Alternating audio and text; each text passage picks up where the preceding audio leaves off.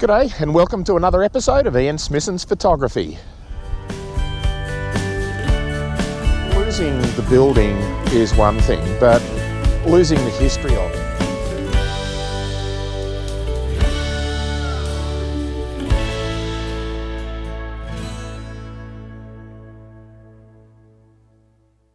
This morning I'm looking at creativity challenge number 14, and that's loss. The emotional side of landscape photography is always a bit more of a challenge than the technical. So that's why I made sure that I included some emotions and feelings in this creativity challenge. So that when you come out into the field, you start to look for things that make you feel a particular way, rather than just looking at something that looks nice.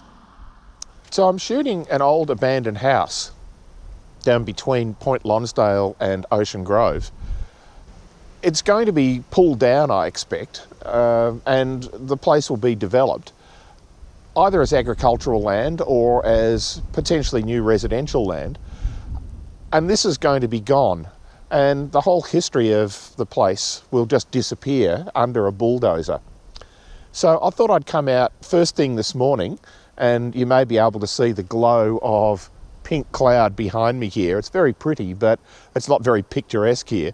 And I'm just getting some glow in the sky behind this house now. So I'm just going to keep shooting at different angles. The setup I've got at the moment is it's at ISO 100 at f11. f11 gives me enough depth of field to get the line of agapanthus curling in towards the house from just in front of the gate here as a leading line in towards the house. And I'm just going to take another shot while the sky is going that glorious pink colour. And I'm just going to take a variety of shots here. I've found what I think is the best angle. Ideally I'd like to be inside the gate, but I don't trespass on other people's property without their permission, even though it's going to improve my shot. But I'll do the best I can from here. I really like the gum tree in front with the leading line of the agapanthus on the left-hand side coming into the house. And so I'm just going to shoot a variety of different focal lengths, some close up, some broader, to get the broader aspect of it. The wider I go, the more I get of this cypress tree framing the top of the image. That's so close to me that it's going to be out of focus. I could increase the aperture so that I can get more depth of field. Just another shot here. And the light is really coming on now. I started here shooting at 30 seconds at f8. I'm now at f11 and I'm shooting at 1.6 seconds. So the sun is just coming up now. And this is just going to get brighter and brighter here. It's very windy though, as you can probably tell. And so the movement in the foreground here is going to be a problem for me. Even if I did have it sharp, I won't be able to freeze it unless I bump the ISO right up, and that's going to give me too much noise in this low light. So I don't mind it being blurry and out of focus. If it's a distraction, I can remove it later because there's quite a clean sky behind it, which will allow me to quite simply remove the blurry framing on this left-hand side. It's quite emotional when you start to think about the loss of a house like this. It's going to be sold. It's going to be redeveloped. There's no way somebody's going to restore this place. They'll buy this property and either turn it into residential or some form of commercial property. And losing the building is one thing, but losing the history of it. Who lived here? What were their lives like? Who was born here? Who died here? Who grew up here? Played in this area? Had a farm here? When you start to see things fading away, as this house is, you get quite nostalgic about that. But once it's gone, and some 5-bedroom, 3-bathroom mansion is built here, who knows what memories will disappear with it. So that's the feeling that I'm trying to convey here when I take some images, and I'm not sure how it's going to work yet.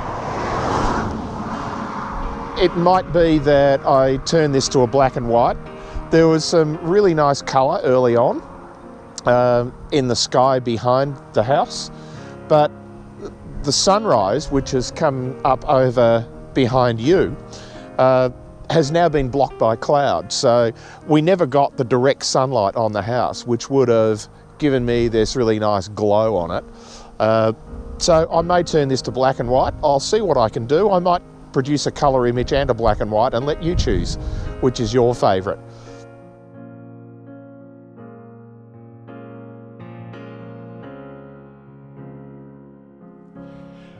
And this is the image straight out of the camera with a little bit of tweaking of the shadows and the highlights. It's a pretty enough scene, but it really doesn't convey the feeling behind the idea of loss. I really wanted something to be a little more moody and melancholy. So I converted the image to black and white, and then I split toned it to add a blue tone to the shadows and a slight creamy tone to the highlights.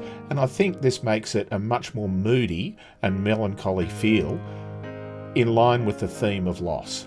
So tell me what you think in the comments below.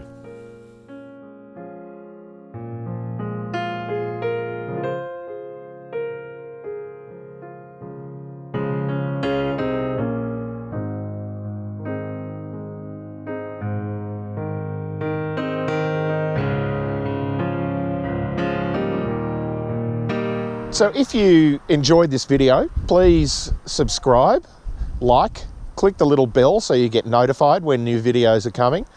And if you've been watching my previous videos where I've been shooting at locations requested by my viewers, and if you've got some ideas of where you'd like me to go and shoot, please put a comment below and I'll see what I can do. But remember, pixels are free, so get out there and shoot more. And go and look for somewhere that gives you an emotional response, not just a pretty picture. Bye for now.